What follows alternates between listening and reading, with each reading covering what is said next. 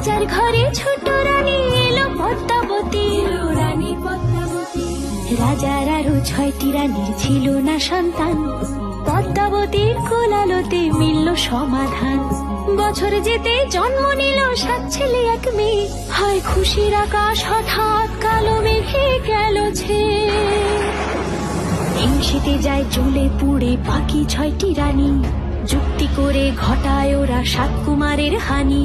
সুযোগ মতো 7 ছেলেকে মাটিতে দেয় পুঁতে, বাঁচে একা পারুল ওরা পায় না তাকে ছুতে। ধাইমা বাঁচায় সেই মেয়েকে বড় করে তোলে, 7 ভাইকে পায় যে পারুল 7টে চাপা ফুলে।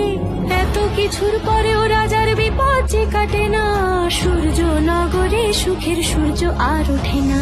হিংসা বিবাদ বিচ্ছেদ আর প্রেমের কাহিনীতে পারুল বোন কি পারবে 7 ভাই চম্পাকে জাগাতে।